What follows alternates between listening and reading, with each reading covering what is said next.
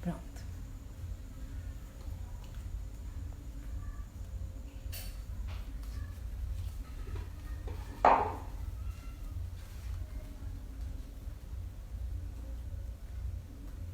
Pronto, tá.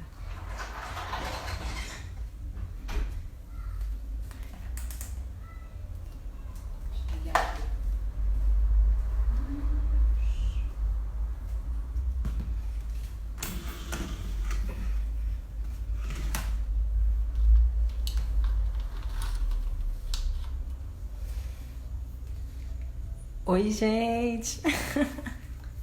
Ela é minha diretora. Deixa eu ver aqui.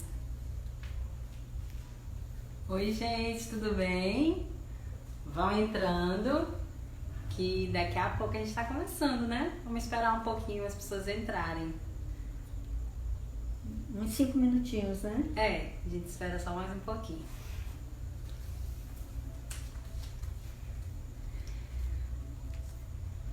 Estamos só ajeitando aqui, aquecendo os tamborins. E vamos ter esse momento, essa nossa live de hoje. Na verdade, a gente vai procurar fazer umas trocas. Eu vou começar a fazer uns pontos assim que eu achei que era interessante. Na verdade, foi a Cici que mencionou o que é que ela gostaria, assim, já que ela está planejando. Mas a gente vai deixar muito em aberto para que vocês possam, na verdade, pedir, dialogar o que quisesse que a gente falasse. Apesar de eu ter feito aqui um roteiro anteriormente de pontos simples, que na verdade são pontos que circulam entre projetos, entre vida dentro da cultura popular. Então, nós achamos que esses pontos eram interessantes. Mas é importante que vocês possam dialogar com o que vocês acharem necessário. Vocês estão ouvindo bem? Direitinho? Boa noite, Priscila.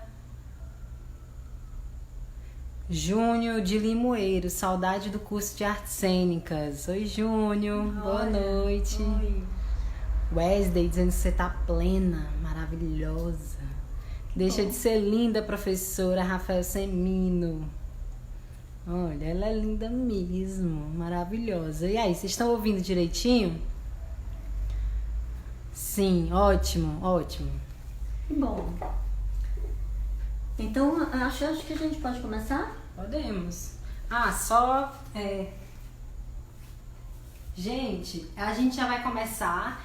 E aí, assim, essas lives, a maioria delas a gente tá conseguindo deixar salvas no YouTube. Então, uma ou outra deu problema e não deu pra gente salvar, mas vou torcer aqui pra dar tudo certo. E assim que termina, a gente salva e a gente coloca no YouTube, tá bom? Então, se por acaso falhar alguma coisa ou enfim, dá problema, não se preocupa que depois vai ficar lá disponível no YouTube pra vocês assistirem sempre que quiserem, tá bom? Pode começar. Então, boa noite. A nossa temática principal é esse diálogo aberto sobre o entendimento sobre a cultura popular. Eu achei que seria interessante eu fazer uma fala de abertura observando essa questão da cultura popular nesse momento vivido, digamos assim, na verdade não ligado ao coronavírus, né, mas ligado à contemporaneidade, onde até pouco tempo atrás haviam determinadas divisões dentro desse universo da cultura para a gente designar exatamente o que seria a cultura popular, cultura erudita, cultura de massa, e isso sempre trouxe uma dificuldade de entendimento. Na verdade, hoje, o que a gente percebe é que esses territórios, né, eles são territórios sem fronteiras, né, onde essas coisas passeiam, dialogam e se visitam. E aí eu escolhi algo para dar um exemplo para vocês. Achei que era interessante, até para ficar algo também mais dinâmico. Eu vou fazer trouxe um exemplo e dentro dessa obra que eu escolhi, eu vou poder navegar e mostrar para vocês como esses territórios, de certa forma, se interagem. Então, existe uma peça muito bonita, inclusive alguns alunos que trabalham comigo dentro do Instituto Federal já me viram trabalhar com ela, que é uma peça muito linda e que tem uma certa história, né, dentro do território brasileiro. Eu vou primeiro cantar e depois eu faço o meu exemplo para vocês. Ó manhã de sol, a Iangá fugiu, a Iangá, hey, foi você quem me fez sonhar para chorar a minha terra. Guaraci, hey, a Iangá fugiu. Ó Tupã, Deus do Brasil, que o céu enche de sol, de estrelas, de luar e de esperança. Ó Tupã, tira de mim esta saudade. A Iangá me fez chorar a terra que eu perdi. Esta peça é O Canto do Pajé, é uma obra de Heitor Villa-Lobos e ela foi composta, de certa forma, aproveitando uma lenda que é da região amazônica e que fala sobre o amor de um casal, né, de índios e que se gostavam profundamente e ela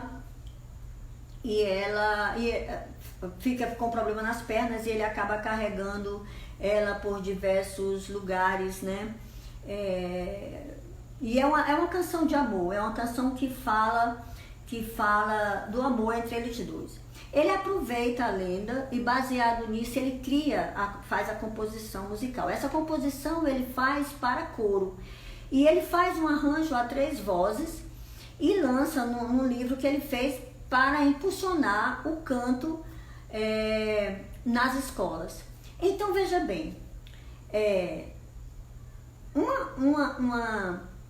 um elemento tradicional, no caso a lenda, que se refere a comunidades tradicionais, né, aos povos originários de uma região extremamente importante para nós, como é o caso da região amazônica, e um compositor erudito, no caso Heitor Villa-Lobos, que fez um trabalho dentro do movimento nacionalista de valorização dos costumes brasileiros, né? E ele usava isso dentro das suas composições com esse propósito. Então ele, um músico erudito, se apropria, no bom termo, né? De uma matriz tradicional, no caso uma lenda, e transforma isso dentro do seu repertório musical. E com isso ele deseja o quê? Deseja popularizar esse canto dentro do universo escolar. Então você veja que aqui você vê o universo cultural, né, interagindo entre si. A cultura tradicional popular, que vem para o campo erudito, que por sua vez retorna por meio de um outro trabalho para interagir, favorecer a popularidade da própria música erudita dentro do universo escolar. Então você veja que esses territórios acabaram dialogando entre si e estabeleceram um universo de não fronteira, né? De quem foi para lá, voltou para cá e tudo mais. Então, atualmente, esse é o universo da cultura popular, onde esses lugares passeiam entre si, sem haver, de certa forma, esses cortes, né? Entretanto, é muito importante a gente verificar que em determinados momentos, para a aplicação de políticas públicas, é importante a gente estabelecer uma compreensão sobre esses universos, né? Sobre, dentro da questão cultural, o universo do campo erudito, do popular, do tradicional popular. Mesmo que a gente compreenda que esses territórios, como eu já falei, eles interagem entre si, eles dialogam. Por que eu falo no âmbito da questão das políticas públicas? Porque nós sabemos que, apesar dessa verdade, que principalmente no universo atual, onde as novas tecnologias favorecem que nós estejamos dentro dos lares uns dos outros e de repente nós podemos ir perfeitamente, através das novas tecnologias, nos encontrar dentro do âmbito da própria Amazônia e dentro com as comunidades tradicionais, como nós podemos também ir para uma festa em Goiás, como nós podemos, de certa forma, através das novas tecnologias, ir para muitos lugares e poder fazer esses encontros culturais, né? Multiculturais, digamos assim. Apesar de tudo isso, nós sabemos que ainda existem, e muitos, e várias, né? Não poucos exemplos, mas existem uma infinidade de comunidades que não têm acesso nem às novas tecnologias e nem a políticas socioculturais que têm direito, né? Isso nos faz compreender que existe, de certa forma, muitas comunidades que detêm saberes, fazeres e conhecimento que eles mantêm como formas de vida, né, como formas também de resistência, mas que essas comunidades estão desprovidas de possibilidade de fazer essas interações, digamos assim. Nesse caso, há uma necessidade de compreendermos que há diferenças para o caso de aplicação de políticas públicas. Por quê? Se nós formos considerar que tudo hoje está dentro do mesmo universo, na aplicação de políticas públicas, nós vamos ver que muita coisa que deveria chegar numa ponta de um lugar que normalmente está dentro do que o Boaventura Santos chamaria de sociologia das ausências, que está em lugares às vezes menos desfavorecidos, aliás, mais desfavorecidos dessas políticas, o que a gente vai perceber é que o que deveria ser fomento e incentivo para eles que estão em determinados lugares onde nunca se vai, acaba ficando em territórios que são mais urbanos, em territórios que são mais das capitais ou das sedes, né, onde estão os municípios. Então, há uma necessidade, sim, da gente poder estabelecer uma compreensão desses universos culturais, apesar de entender do que eu já falei para vocês, que eles dialogam entre si numa diversidade imensa.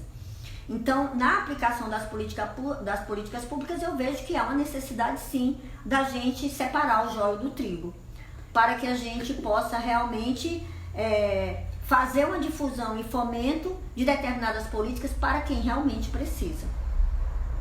Então, no âmbito da cultura popular, seria mais correto, hoje até muitos autores já recomendam que a gente use sempre culturas populares pela diversidade que elas teriam. No entanto, eu particularmente, no meu ponto de vista, eu acho que considerar tudo igual ou tudo dentro de um mesmo balaio possibilita injustiças sociais na aplicação de políticas públicas. E por conta disso, eu costumo fazer separações desses territórios, certo? Às vezes as pessoas fazem muita confusão. Eu vou dar um exemplo. Por exemplo, nós temos vários editais, né, que possibilita, pelo menos não nesses momentos, mas quando havia normalidade na nossa vida, nós temos vários editais de fomento para as culturas populares. E um desses editais era o da Paixão, por exemplo, né, que foi criado para incentivar, fomentar, valorizar os saberes, as festas, os ritos ligados ao ciclo pascal, né? Então, eu vejo uma grande confusão quando eu vejo, por exemplo, a aprovação da procissão do fogaréu como ela sendo um elemento que era feito na Igreja do Rosário, como sendo um elemento de patrimônio imaterial do Ceará, quando na verdade determinado festejo ocorre na região centro-oeste. Então, o que eu quero dizer com isso é que se o edital fosse de artes para os artistas, poderia sim a gente fazer uma poética, né, de uma performance com a procissão do fogaréu ali na Igreja do Rosário. Mas considerando que isso nunca foi feito como algo que é tradicional do Ceará, eu acho que foi um furo na política de incentivo a algo que era de patrimônio imaterial ou que era ligado a saberes e fazeres do ciclo pascal, considerando que do Ceará, pelo que me consta, isso nunca foi, né? Então, às vezes, as pessoas achando que tudo é a mesma coisa, acaba fazendo um pouco de distorção e acaba fazendo algumas confusões. Também era interessante a gente conversar um pouco sobre a questão desse universo, né? O folclore, a cultura popular ou a cultura folclórica, como eu costumo mais utilizar o termo, né? Hoje, esse universo, né, é um universo que tem evoluído nessa questão da compreensão de acordo com avançando nessa questão do conhecimento em relação ao desenvolvimento dos estudos na área de humanas e sociais, né? Então, nós vamos ter essa questão da cultura folclórica como expressões vivas e dinâmicas de determinadas comunidades e que se atualizam, que se reinventam, né, se complementam a cada momento vivido e que ocorrem de acordo com cada lugar, com cada comunidade e etc. Entretanto, a palavra em si, né, a palavra folclore, no caso brasileiro principalmente, ela tem sofrido dos anos 70 para cá um desgaste muito grande, né? E está sendo sempre considerada como algo que não se merece crédito, algo que ultrapassado, alguma visão de alguns folcloristas também foram equivocadas, né? Como tradição sendo um toco morto, enfim, algumas coisas que sempre já se comenta muito, já se falou muito sobre isso, mas que, na verdade, essas reinterpretações equivocadas contribuíram para gerar um desgaste muito grande na palavra. E por isso que folclore passou a ser visto como algo muito, pelo lado exótico, alguns grupos também, também alguns grupos para folclore, na forma como se passou a trabalhar com essas expressões, acabaram gerando desgaste também, né, por se aproximar sem dar sentido ao que essas expressões realmente possuem, né? Já que uma festa, ela não é só aquilo que se vê, ela tem uma relação todinha da interação social no local em que ela está, assim também como a própria artesania, as formas de comer, de rezar, as práticas em si, elas sempre se relacionam ao local e elas são compreendidas e explicadas e entendidas e sentidas de acordo com aquele universo cultural de onde elas fazem parte. Então, não dá para a gente também pluralizar essas questões no âmbito da cultura tradicional ou cultura folclórica ou com os nomes que vocês queiram dar, já que nesses últimos tempos tem se procurado, devido ao desgaste da palavra folclore, se dar outros nomes, né? Tentar evitar o desgaste dessas expressões culturais devido ao desgaste da palavra folclore, e que por si só ser folclore gera um desgaste de valorização dessas expressões, passou-se a não se querer ser mais, né? Ser isso, e passou a ser nominado com outras coisas. Então, saberes tradicionais populares, patrimônio material, no caso de estar dentro dessas particularidades que as tornam patrimônio ou não, enfim. Então, o que é importante dizer é que, na verdade, foi tudo uma forma de reinterpretação das pessoas, da forma como, ao longo do tempo, essa palavra foi tendo desgaste por um não entendimento de determinados aspectos, e que a palavra em si não tem culpa, e que em muitos lugares brasileiros, né, principalmente no interior, sertão adentro, digamos assim, essa palavra é muito querida pelos professores, pelos docentes, é como eles levam o universo da tradição popular para as crianças, é como eles lecionam e levam para fazer essas práticas cotidianas dentro da escola, e que tanto tem necessidade para a valorização dos saberes tradicionais, dos saberes e fazeres particulares, e que dá, de certa forma, a identidade do povo de cada lugar. Gente, já aproveitar que ela deu uma pausazinha, beba uma aguinha. Então, para quem chegou agora, essa aula live que a gente está chamando é uma conversa sobre cultura popular.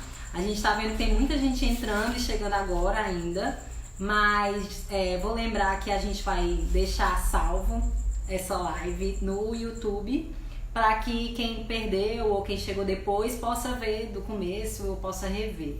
Aí, aproveitar também que ela deu essa pausa para dizer que se vocês tiverem alguma pergunta que vocês queiram fazer, ela vai já começar a responder. E aí eu queria pedir que ao invés de vocês colocassem nos comentários, onde vocês podem comentar, ao lado tem uma caixinha com um ponto de interrogação.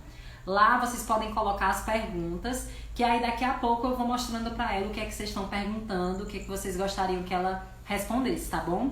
Beijo para vocês. Continue, tá ótimo. Então, outro ponto que a gente selecionou, aliás, que eu apontei aqui para poder puxar, que achei que seria interessante, geralmente quando eu vou falar, eu percebo que tem vários amigos dos grupos, das nossas relações com os grupos parafolclóricos e também quadrilheiros e também muitas pessoas que são ligadas às danças populares. E aí, por conta disso, eu acabo também trazendo um pouco que possa interessar a eles. Eu achei que seria interessante a gente ver um pouco também sobre dança e folguedo. Eu vejo que tem muita gente que faz muita confusão. Na década de 70, a palavra folguedo passou a ser utilizada para substituir o termo dança dramática, que era um termo que vinha desde os anos 20, né, e que foi, de certa forma, sistematizado, né, para o povo brasileiro, se é que eu posso chamar assim, através da obra do Mário de Andrade. E aí, na década de 70, através de um congresso que teve entre os folcloristas brasileiros, esse congresso nacional estabeleceu que a palavra dança dramática tinha tido um desgaste, não sei porquê na época, mas foi isso que foi levantado no congresso, e eles levantaram um documento que é o termo agora para se trabalhar com as danças, que além da sua gestualidade, né, da sua parte corpórea, da música, tinha também essas encenações ou partes teatrais, né, espontâneas, mas que haviam e que tinha a ver com os seus aspectos de ancestralidade, né, que elas trouxeram ou que passaram a acontecer dentro do território brasileiro. Essas danças que tinham essa complexidade seriam chamadas de folguedos. E aí, isso veio dos anos 70 para cá. Mas o que a gente tem observado, e no estudo que eu fiz de 2010 até 2014, algo que eu observei é que eu tinha dificuldades para fazer com que os estudantes que trabalhavam com essa parte de danças mais complexas, né, que tinha também essa parte de representação teatral, de vários personagens, né, e que interagiam com outros aspectos, né, mais complexos, que era muito complicado chamar isso de folguedo, considerando que a palavra também servia para outros aspectos, né? Por exemplo, você também considerava que tudo que permitia ação brincante seria considerado folguedo, né? Ou seja, tudo que representasse folia, brincadeira, estava dentro desse aspecto. Então as brincadeiras de roda também eram folguedos, as cirandas, os brinquedos cantados, as brincadeiras, pular corda, né? Brincar de macaca, tudo isso era folguedo. E eu sempre achei que pedagogicamente era muito complicado você explicar dentro do universo da sala de aula, fazer determinadas diferenças para favorecer entendimento, né? Desses saberes, desse fazer, dessas expressões. O que era o quê?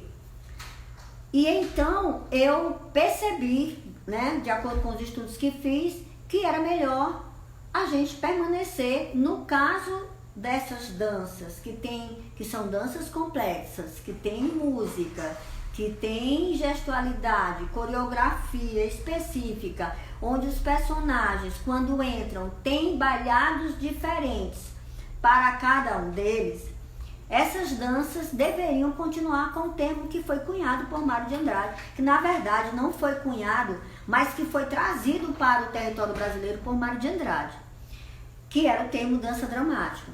Na verdade, esse termo, ele já circulava na Europa e nas Américas, né, até os anos 20 do século passado, e que era o termo que era utilizado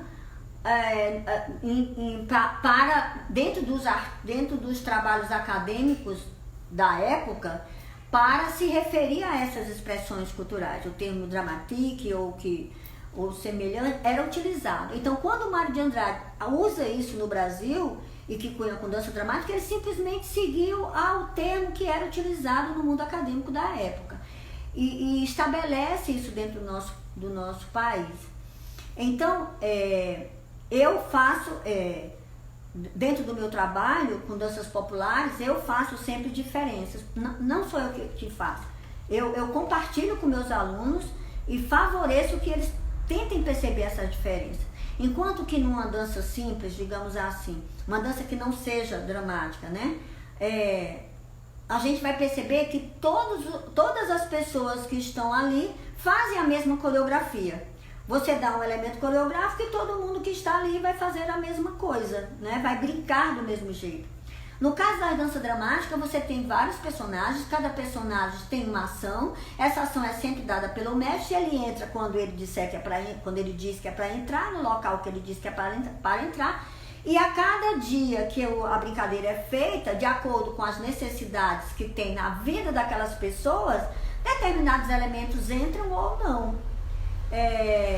E então os personagens têm bailados diferentes, de acordo com o perfil de cada personagem. Seja humano, seja animal, seja um personagem fantástico. Então, são trabalhos diferenciados. Por isso que, para quem trabalha com os grupos artísticos, que são de matriz tradicional, ou grupos parafolclóricos, é muito mais complicado você fazer um trabalho com dança dramática do que um trabalho com danças comuns. Por quê? Porque a dança dramática ela requer que você coreografe para diferentes personagens, diferentes espaços, diferentes ações, de acordo com o que aquela história pede. Então, assim, a dança dramática, ela traz uma narrativa, ela traz algo que se quer contar. Quando você vai falar, por exemplo, do guerreiro alagoano, ele não é só os brincantes que vêm. Ele também tem uma narrativa, ele também tem o amor da lira, ele também tem a história do Peri, que vai namorar a rainha e também vai se apaixonar pela lira. Ele tem outras histórias contadas. Isso no caso do guerreiro alagoano, do lugar onde eu aprendi. Porque como tem vários guerreiros em Alagoas, apesar deles terem um mote comum, mas em cada lugar e cada mestre que faz, ele tem a sua belezura, se é que eu posso dizer assim, do encantamento, da oralidade que ele mantém dentro do seu grupo e que ancestralmente foi sendo reconstruída por quem para ele passou e como ele mantém, como ele enxerga, como ele vê, dentro da sua poética, como ele reconstrói e mantém isso dentro do universo oral, de perpassar isso para os seus brincantes. Então, o que eu acho que as pessoas podem usar os termos que quiserem, mas como eu sou professora o trabalho que eu faço com o saber tradicional é exatamente no âmbito da docência, e o meu interesse é fazer com que meus alunos se aproximem dessas comunidades e que vejam que esses saberes construídos, eles estão dentro do mesmo patamar e do mesmo valor dos outros que a universidade bota no seu currículo, e que eles têm que estar no currículo também, seja na parte formal, na parte não formal e na parte informal, porque ele é um universo de vida presente nas vidas que são importantes para as nossas vidas, porque eles falam de uma forma mais íntima com as pessoas do lugar, né? Então, eu lembro que certa vez nós estivemos, por 5 anos seguidos, a gente esteve indo para Teresina para um festival que lá tinha, E a gente, logo de início, a gente fez uma canção, um dos nossos músicos já tinha tocado em Teresina e conhecia uma canção que era bastante querida lá pela cidade. Nós botamos isso no grupo e fizemos uma homenagem. Não tinha, quando a gente chegava lá, era a primeira coisa que eles pediam. Então, esse reconhecimento, esse encontro daquilo que lhe pertence, daquilo que me toca, daquilo que nos é comum. Então, é isso que eu tento dentro da docência, né? Fazer com que esse universo dos pedaços brasileiros possa chegar com a intimidade das pessoas, né? Do povo de cada canto. E, no caso, há uma necessidade da gente perceber essas diferenças e particularidades. Então, fazendo um resumo, dança e folguedo são diferentes, né? Sendo que, no caso, eu classifico as danças como danças comuns e danças dramáticas. Então, no caso, a dança dramática seria o que a gente poderia também chamar de folguedo de acordo com o que foi resolvido na década de 70 por alguns folcloristas. Mas eu particularmente assumo o termo do Mário de Andrade, é o termo que eu costumo usar, continuo utilizando e que continuo, inclusive, dando aula dentro das licenciaturas para que os meninos possam estabelecer também dentro desse seu universo como professor-ator, o universo das particularidades desse teatro espontâneo e que é feito, desencadeado pelos mestres no seio de suas brincadeiras. Vamos agora, já apareci aqui um pouquinho, vamos aqui para as perguntas,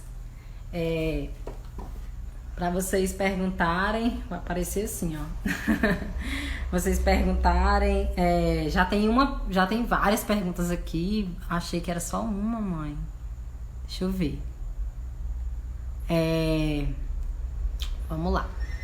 Vemos hoje um certo esquecimento das histórias orais no ambiente urbano. Acho que tem mais essa pergunta.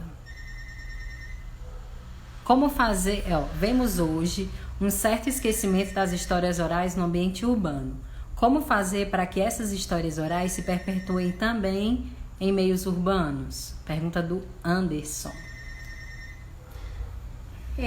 A contação de histórias hoje, ela está, de certa forma, muito valorizada no âmbito da sala de aula, né? No âmbito da docência. E eu tenho visto também que há um universo de artistas que estão, e docentes que estão também tendo, né, trabalhando como artistas, e artistas que que abraçaram a questão da contação, né? Da contação de histórias. Então, eu vejo que hoje há um espaço para a contação de história. Entretanto, o que eu tenho percebido é que há uma valorização muito da história do outro, né? Então, assim, nesse caso, a gente trabalha muito com coisas que são exóticas, né? Porque se você quer saber muito das histórias da África, mas você não quer saber das histórias que nós temos dos quilombos, que estão acerca do nosso lugar Ceará, e que também tem um universo de oralidade que poderia encantar e que, por sua vez, também, com certeza, tem essa ancestralidade africana, existe alguma coisa que está errada. O que eu quero dizer com isso é que nós temos desenvolvido políticas públicas, temos favorecido que as histórias de muitos lugares cheguem no nosso estado e temos feito pouco material para as professoras poderem se aproximar das nossas. É claro que uma boa parte das histórias pode estar na vida envolvida das próprias crianças e das famílias, mas uma forma que eu vejo muito de encantar a história, eu acho que a música ela tem uma possibilidade muito grande, psicologicamente falando. E então eu tento muito, eu já dei aula em todas as faixas etárias que vocês podem imaginar, do maternal até a pós-graduação, e o que eu tenho visto é que o encantamento da história oral, ela perpassa também por elementos vivos e dinâmicos com as quais a história se torna presença do universo da imaginação, que possa enriquecer esse espaço da imaginação, possa conduzir as crianças. Então, para responder, eu acho que há uma necessidade de um reconhecimento das histórias que nos pertencem, de todas as outras do mundo, mas também das histórias que nos pertencem, e uma facilidade ou uma aproximação maior para que as professoras possam utilizar isso, os docentes possam usar isso em todo lugar e não apenas com as criancinhas, né? Porque o universo do contar e do ouvir é algo que a gente também merece voltar a treinar, porque ele faz bem. Vamos para a próxima pergunta.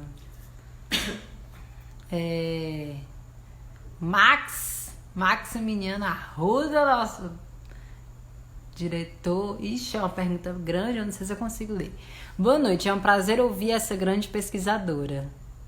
Nas suas pesquisas sobre oralidade, você observou grandes mudanças e eu acho que a gente não consegue ler quando a pergunta é muito grande. Max, tu pode mandar de novo? Porque cortou a pergunta. E aí a gente não consegue ver o resto. Manda de novo, Max, por favor. Vamos aqui para próxima. Aí não tá. Tem outras aqui, ó. Enquanto a gente pega. O Fagner Carlos está perguntando: professora, boa noite. Senhora poderia nos explicar a diferença entre folclore e parafolclore? Tá. Primeiro eu queria cumprimentar o meu chefinho. Obrigada, Max. Olha, eu tô feliz por você aqui, viu? Manda a tua pergunta de novo. Então, eu nem gosto muito desse termo parafolclore, que eu uso porque eu sei que é o que circula. Na verdade, na década de 60, quando o turismo se apresentou no Brasil como uma possibilidade econômica, houve um investimento muito grande nessa questão do turismo. E nessa época,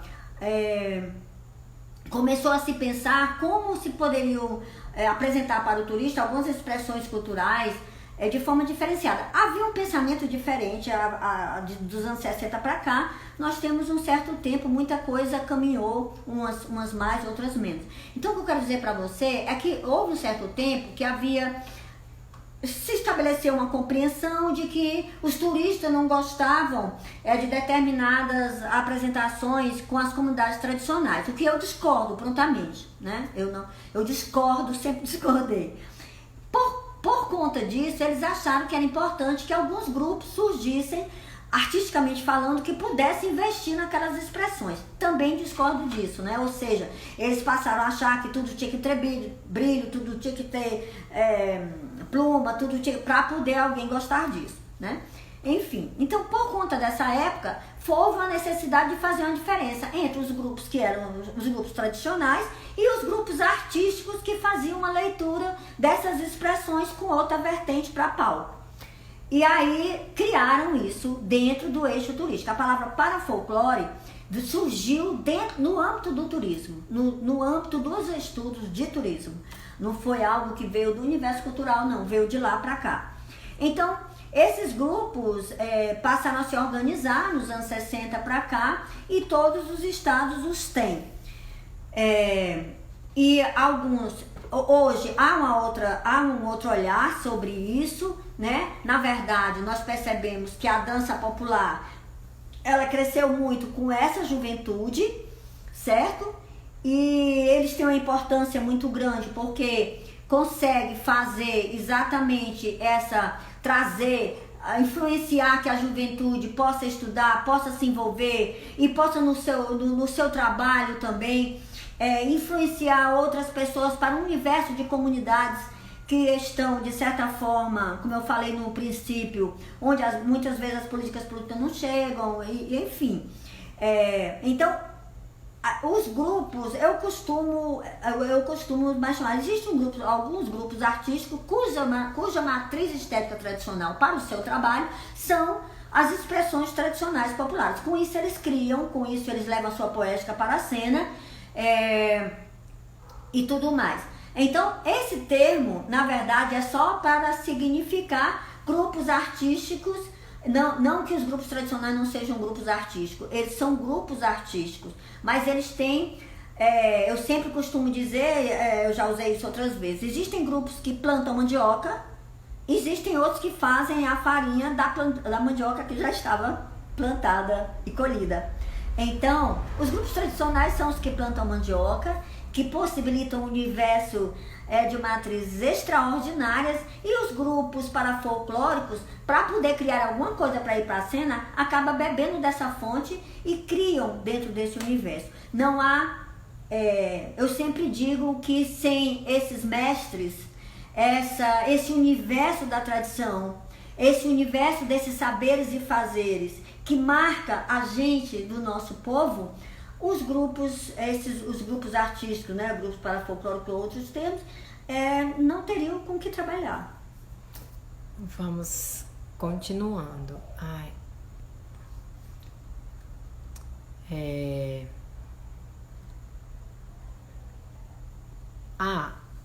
O Max mandou de novo a pergunta, e aí ele perguntou que nas suas pesquisas sobre oralidade, se a senhora observou mudanças, as mudanças no ensino das danças dramáticas, devido a essas pesquisas sobre oralidade.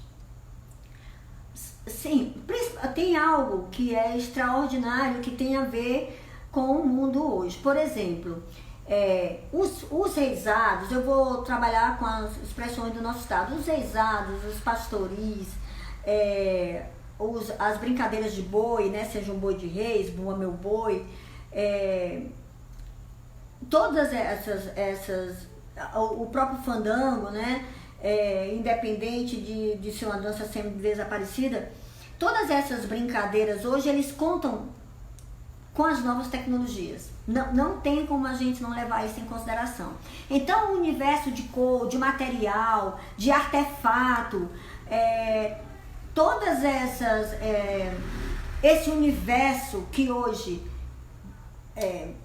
envolve o nosso mundo urbano, chega também para eles. Então, só para você ter uma ideia, há um certo tempo atrás, todos os índios que estavam dentro das danças dramáticas se pareciam com os apachos, os comanches, porque na verdade o que se tinha de visão dos índios era na verdade o que chegava com o filme Bonanza, não vai ir não, né? Mas, Bonanza, Zorro, Rin-Tin-Tin, eram aqueles índios que apareciam naqueles filmes, né? E aí era então a figura que eles vestiam. Os nossos próprios maracatus nós encontramos aqui, aqueles pele vermelha, aquele negócio lá.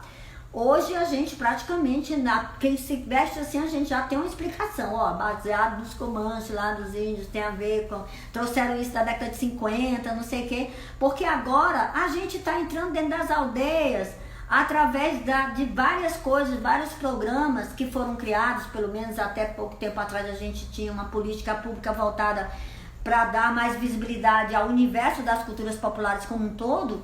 E aí isso se tornou mais perto, mais visível, mais próximo. E isso tanto influencia para nós que somos docentes e que podemos ir a esses lugares de forma virtual também, além de conviver com eles, como também para eles, que recebe um universo outro de estética, digamos assim, e que isso influencia sim nas suas brincadeiras, na forma do que vão utilizar, né, no próprio figurino, no figural, de como vão fazer suas máscaras, tudo influencia, né? Cada coisa guardada as suas devidas proporções, né? Mas o que eu tenho observado é que não há como frear, né? As novas tecnologias, elas são uma presença, apesar de nós termos sempre que levar em consideração de que ela infelizmente ainda não é para todos. Eu estou dizendo infelizmente porque assim como elas trazem, as novas tecnologias é uma faca de dois gumes, né? Elas estão ali para nos ajudar e nós temos também que se proteger delas. Próxima pergunta. A escola da Cristiane Lune. A escola não valoriza estes mestres e estes saberes muitas vezes são desconhecidos. O que fazer?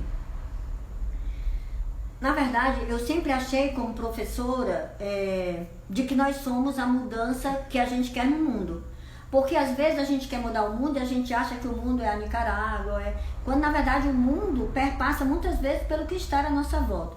Eu hoje estou no Instituto Federal há uns 30 e tantos anos, mas eu ensinei em vários lugares. Eu comecei a lecionar com 16 anos, eu estive em escola particular, eu estive na escola do estado, trabalhei com, como eu já falei para vocês, com o universo do ensino fundamental, ensino infantil e tal. Sem carro, hoje eu estou numa situação melhor, mas eu estou falando isso porque quando eu vou dar exemplo, as pessoas acham que eu estive sempre onde eu estou.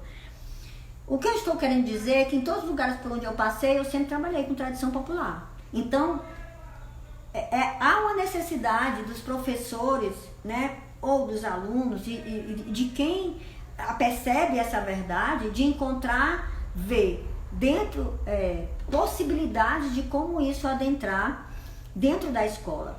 Hoje é difícil, e a forma como, inclusive, a gente está vendo os mestres, as brincadeiras sendo trazidas por eles mesmos, pelo seu canto, como elas também estão vindo para a parte urbana, né?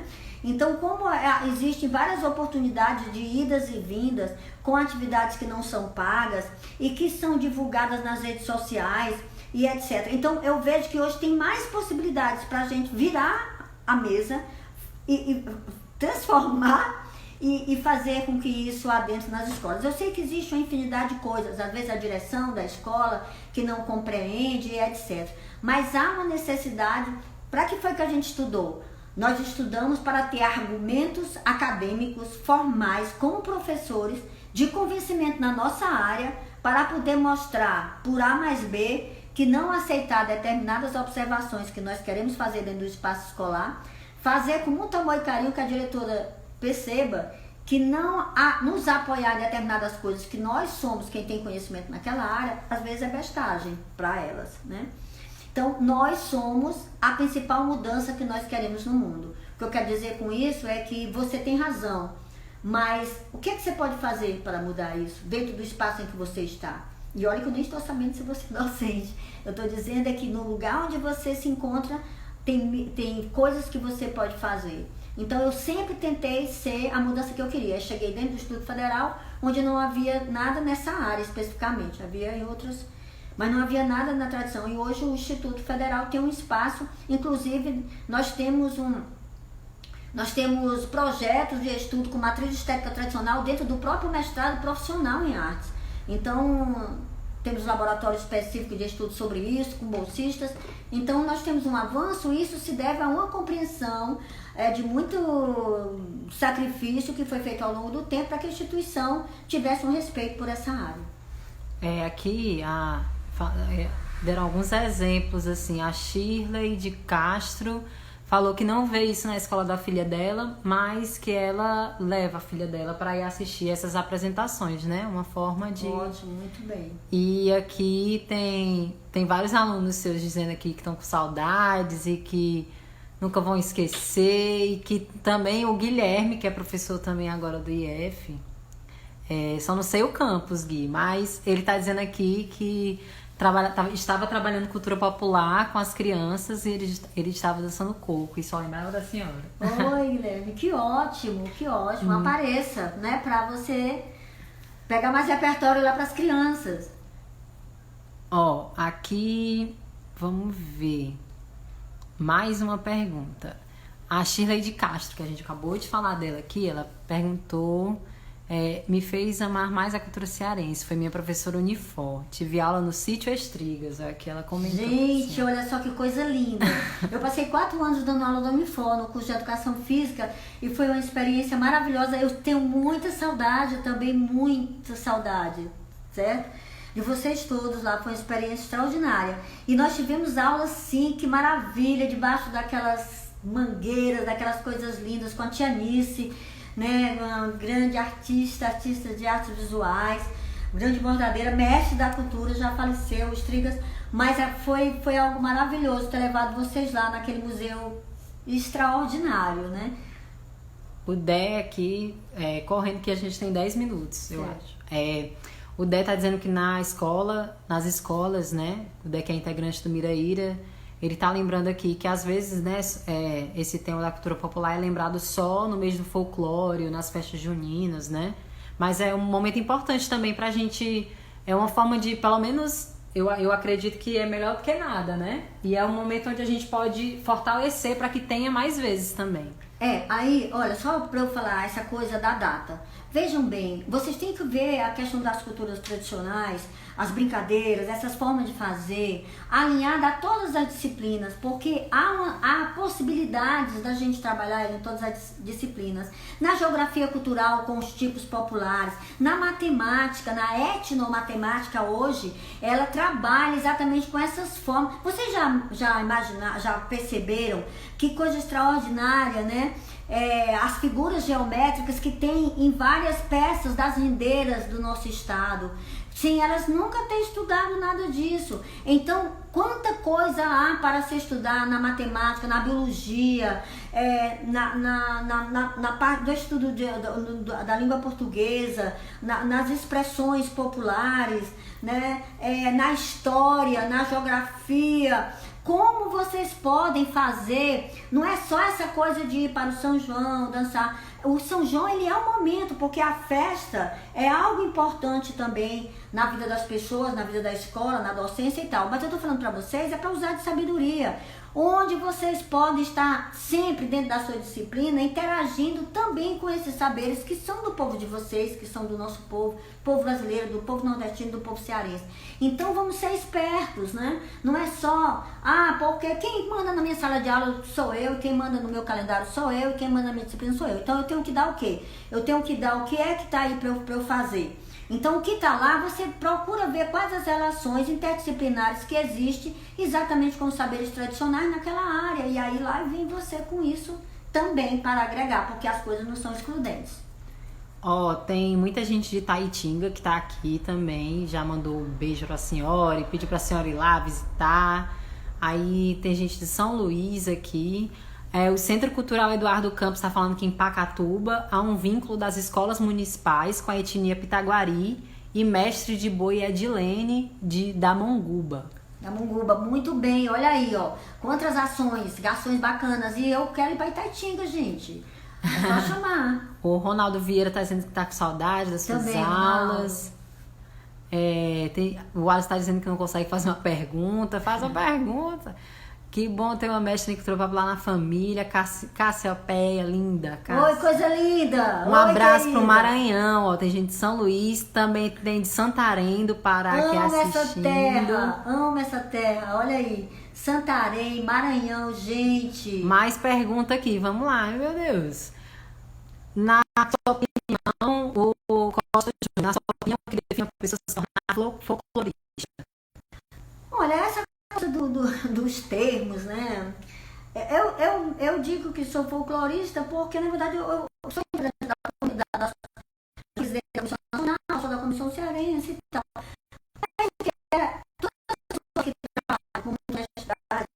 E dedicação a essa questão da tradição popular, dos saberes e fazeres,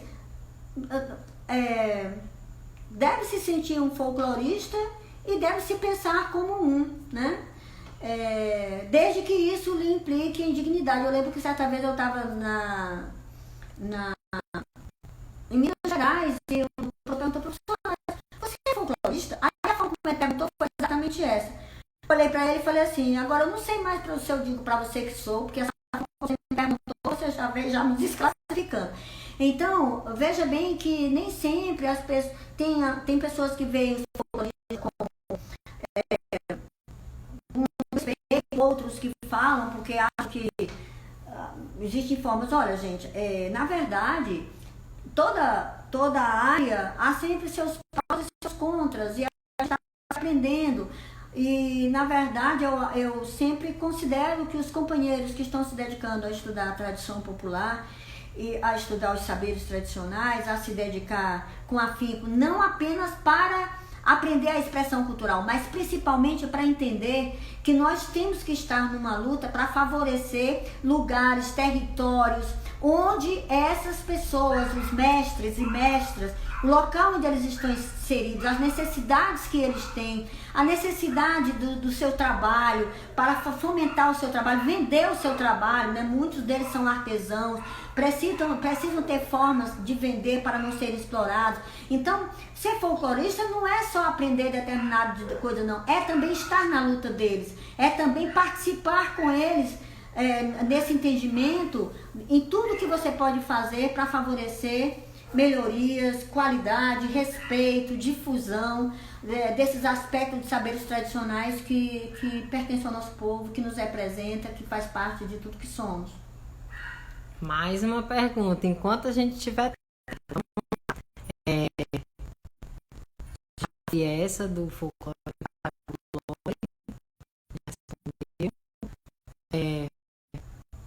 a Daniela Neves, fale um pouco da pós-graduação em cultura popular que você coordena. É especial? Já pensou em... Bem, então deixa eu falar aqui, querida. Nós tivemos uma pós-graduação, uma graduação em cultura folclórica aplicada. Opa. Nós formamos 3 turmas com essa especialização. Ela era uma especialização presencial e nós paramos por questões burocráticas institucionais, né? E nós paramos. O que nós temos agora é um mestrado profissional em artes. Esse mestrado, ele acolhe profissionais artistas e docentes ou artistas e que desejam desenvolver pesquisas ou relacionadas à questão da arte no ensino ou relacionadas à questão da arte dentro dos seus processos criativos, seja tanto na área de música, as artes visuais, teatro, dança. Então, esse é o curso que nós temos agora. Essa especialização, sim, e o que eu falei para você do projeto que nós temos, que é de matriz estética tradicional, que está dentro de um laboratório lá do Instituto Federal, que é o Laboratório de Práticas Culturais Tradicionais. Dentro do mestrado, nós temos um projeto e que está relacionado a investigação sobre saberes e fazeres e as suas formas de utilização, isso tanto na docência artística, como também nos processos de criação em artes. Então a gente trabalha com isso nessa questão de matrizes estéticas tradicionais nessa área. Mas eu estou coordenando por hora, né, esse mestrado. Mas há um desejo, né, da gente voltar a oferecer a especialização em cultura folclórica aplicada, com esse nome ou com outro similar, que ele possa ser semipresencial, ou de forma que a gente possa congregar tanto uma parte à distância, né, e uma parte presencial, porque na época a gente também fazia um trabalho em campo, então não há como a gente se desassociar disso, mas é algo que a gente vem desejosos de fazer.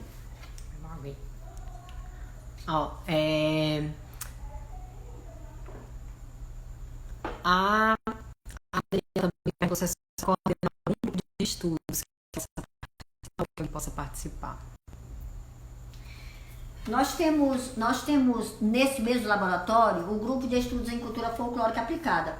Esse grupo, ele sempre se pensou interinstitucional, assim, eu tenho um colega, né, como é o caso do professor Oswaldo, que sempre esteve com a gente desde a época dessa especialização, inclusive, e a gente aceita, só que a gente funciona lá no Campus Fortaleza, na Avenida 13 de Maio, e nós temos o trabalho dentro desse laboratório, que é um espaço físico que fica dentro da antiga Casa de Artes. Então, através das redes sociais do Miraíra, você pode entrar em contato com a gente e a gente poder conversar mais no particular e poder aproximar isso, mas não há nada que viabilize a participação de pessoas que são externas ao IFCE. A gente vai ter que encerrar, porque tá acabando, a gente tem 1 minutinho só, tá?